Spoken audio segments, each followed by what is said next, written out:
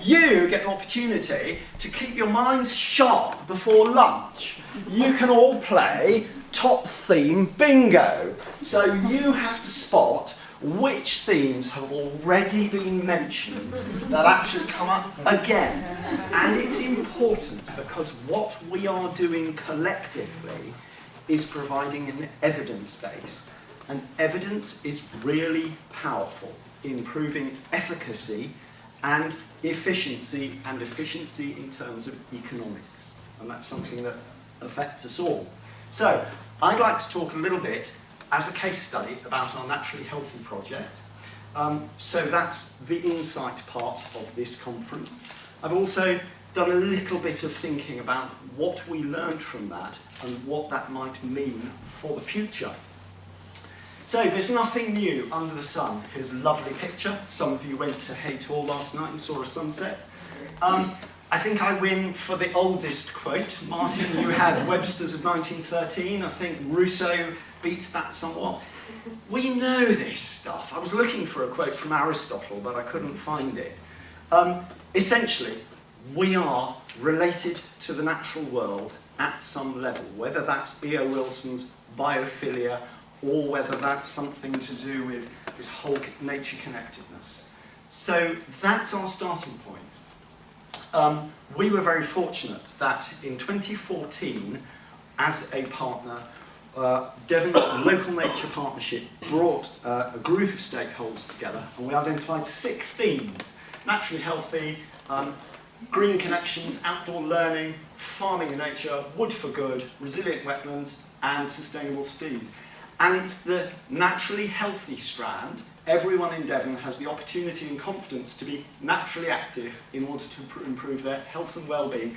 That gave us an opportunity to get just a little bit of funding from the Health and Wellbeing Board just set up by Devon County Council. So there were changes within the structure of the way health was funded and locally devolved funds to Devon County Council. So we got a third of our funding. The National Park Authority put in the other 2/3, which allowed us to run a 3-year project. And the best thing about the funding from Devon County Council was they said, just do something good with it. There are no strings attached whatsoever. As long as it's kind of healthy stuff. We would like you to work in this sort of area, but you don't have to. It's fabulous. So I had the freedom to create a project, and I thought, I don't want to do another project that shows that going outdoors is good for you. There's enough of that evidence. So I thought it would be more interesting to try and link GPs, because that seemed to be a real barrier, that was a problem, and Martin very eloquently talked about the different mindset that GPs have with a medical model. They see people as a problem that they've got to fix. It's a little bit facetious, but it's perhaps a truism. Public health see it as a way of preventing and longer term, and I would argue that that's where we will have the greatest traction. But let's work with GPs and find out what the barriers for them were.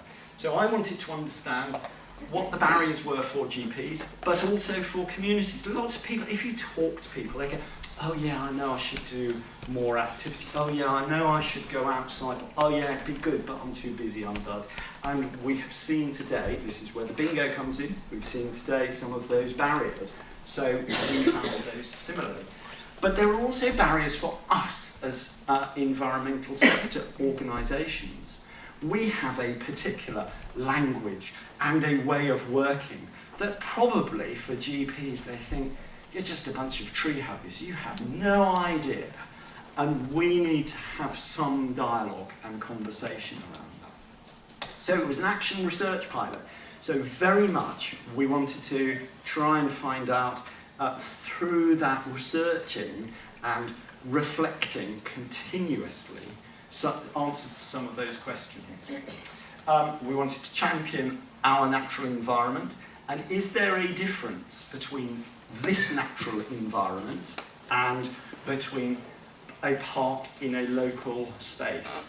And if you look at Meany data, there is just a tiny hint that perhaps people find that going to iconic landscapes, places with important cultural heritage or with important natural resources, there is a bigger impact on their well-being than if they go to a city park. It may be the fact that they don't do it so often, therefore it's a special treat. It may be that there's some intrinsic quality. So we also wanted to focus and look at some of the people that Martin has asked us to call disadvantaged. So people with poor mental health, those currently not engaging, and children and young people, and in a particular community. Buckfast-Lea had strong evidence that there were socioeconomic indices of deprivation that were linked to health inequalities. So that was the project. Martin also asked us, why? What are you doing? Why on earth is a national park getting involved in this? And you need to go back to the legislation. So in 1949, the National Health Service was created. In 1949, the enacting legislation that created national parks was also enacted. So we have a common history that was about social welfare immediately following the Second World War. We are different to all other European and American national parks in that we have a second purpose to promote opportunities for understanding and enjoyment. And for us, we interpret that as also being about well-being.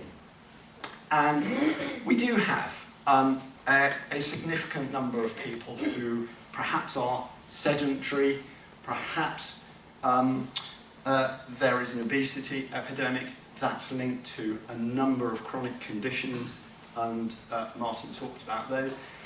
We have an achingly beautiful place, and there is this, you termed it the middle class effect, this business that you've got to be super fit, you've got to have the right gear. There is a real disconnect there, and we wanted our project to try and address some of that disconnect. Transport early on was identified as a really major problem, and so we built that into our project from the outset. Because that's everybody's fear. That's what they're really worried about, that they'll miss the last bus home. That's it, you're stuffed. I think the other thing we particularly have to acknowledge is that view for us is great. Everybody's going, oh yeah, it's really beautiful. For some people, that's hugely off-putting. Where do I go? Am I allowed to go there? What am I meant to do there? When I get there, it's just empty. So there is something about trying to put ourselves in other people's shoes. So we ended up eventually through this reflective action learning process of running alternate fortnights. So do a bit of walking for health that everybody sort of goes, yeah, I get that, and do a bit of walking and that's quite good for you. Then the other fortnight, we would do some Tai Chi in the forest, or we might do some basket weaving, or we might do some creative arts, or we might do some poetry, and then you do some more walking. And that mixture was really interesting. Our Walking for Health volunteer found that hugely challenging. She said, I'm doing hippie stuff in every 2 weeks, aren't I? And I said, yep, that's exactly right. And those people who really like the art stuff, don't really like being physically active, and I get cold and wet, oh, all right, I'll come anyway. And actually there was a real read across with different people's motivations. Really important to understand that. It was important, we adopted a community engagement model. So our project worker helpfully lived within the community. So she would bump into people in the co-op and say, didn't see you last week. It's a bit of a nag factor there. Or they'd see her and go, oh, yeah, all right, I'll come next week, Becky. Yeah, okay, I'll come next week. Our action research said was formative and summative. So we wanted a report at the end, but importantly, the project changed constantly throughout its life cycle, which was interesting when you're reporting back to funders. So I said, Devon Health and Wellbeing Board gave us a third of our funding. They'd say, but you're introducing new stuff all the time. Yes, exactly right. You're so right we are. So some of our learning, being part of a group, and we will revisit this several times, being part of a group was extremely important for those people. A small anecdote. We had one lady called Maureen, aged 82, who hadn't left her house for pretty much for 3 years after the death of her husband. And she was persuaded by her friends just to give this a go.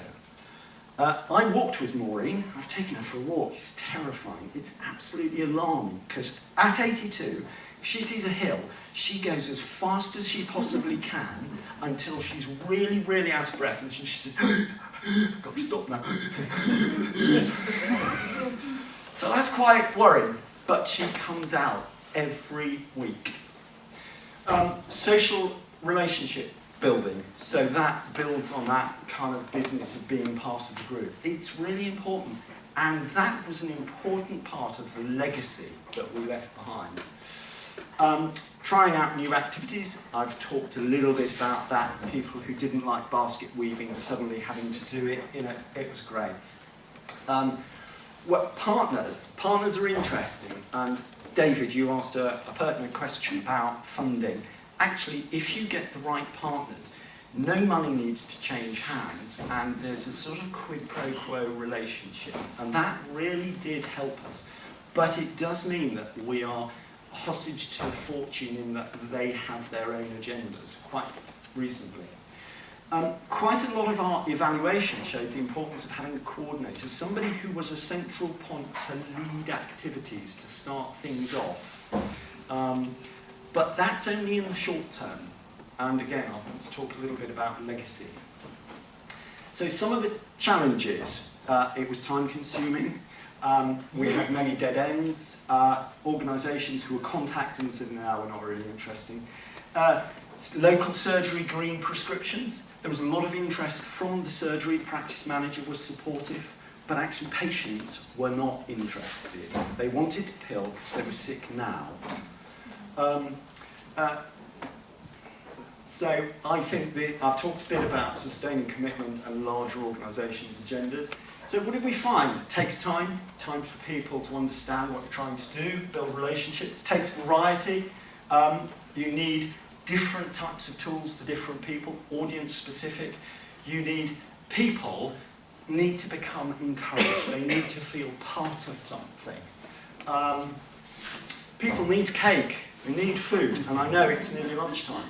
So, research with Plymouth University. We asked Plymouth as an external organisation to do a little bit of evaluation of our project and a sister project on Exmoor called More to Enjoy.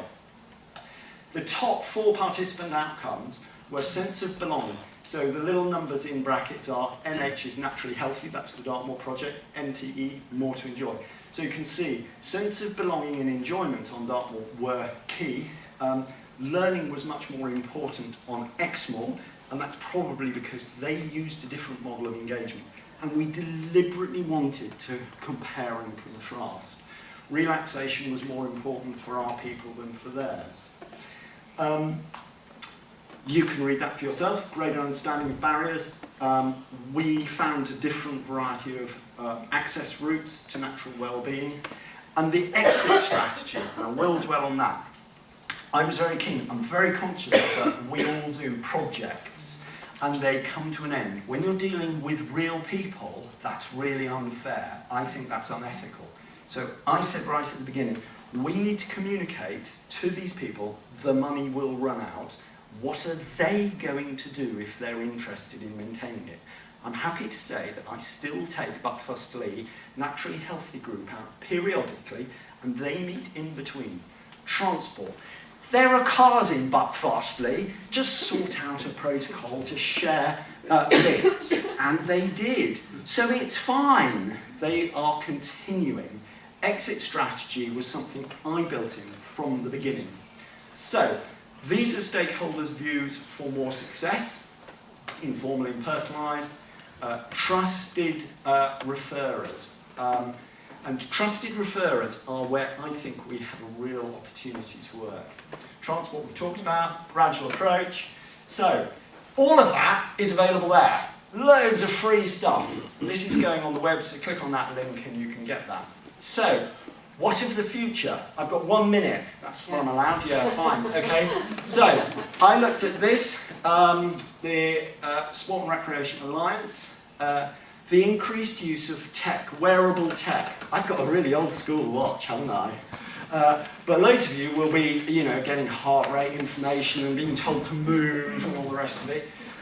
Game On. We heard quite a lot from Lee yesterday about gamification and the way people are going to be accessing the environment, so whether that's geocaching or other things. Healthy hedonism, the expectation that healthy behaviours should be fun. You shouldn't have to choose between being really worthy, wearing the hair shirt, and being healthy. Performance perfection, use of social media to say how great you are. That's my personal best. Did that. Cult of the home. This is where I think we have a real challenge. There is a growing evidence that people are using Wii Fit something. I don't do it, so I have no idea what I'm talking about. Stuff in the home where you do things and you get loads of activity in your lounge. No, that's so wrong. So I think we have to challenge that. So what have I seen personally? Growth of commodified experiences. 350,000 park runs.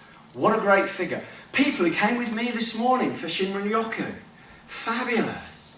Why didn't you just go for a bit of a jog or a walk in the woods? Why did it need to be a thing? And I think it's, there is a challenge there, but equally it's really helpful because people buy into a thing. And it links on to this second one. People need a bit of hand-holding. Am I allowed to go wild swimming here? Am I allowed to go for a walk? Is this a place where mountain bikers are welcome? So commodification isn't all bad. I just think it's quite amusing. Variety of activities. Speeding up, slowing down. We did a bit of that. You all went running with Ali this morning, orienteering, and some people came into the woods with me, so that's good. The importance of partners. And again, I reinforce this. Partners are critical to success. So I'm doing some work with Age UK at the moment. I'm reaching audiences that I would never touch. They wouldn't come to Derby. Health motivates some people, but everybody wants to be part of something. And that goes back to that commodification point. Gender imbalance. So if we're talking about disadvantaged communities, men are disadvantaged in quite a lot of health interventions. 80% of all the people who've taken part in all of our stuff are women. Only 20% are men. So it's quite interesting. Think about disadvantage from a variety of perspectives. I think one of the big opportunities we have is the change in perspective from clinical commissioners. So the fact that we do have these new social prescribers is a golden opportunity. And I think all of us need to make sure that we are up on a radar where social prescribers will find us. Kevin, you very helpfully started our conference off with a quote. I'd like to finish with the same quote. I'm done. Thank you very much.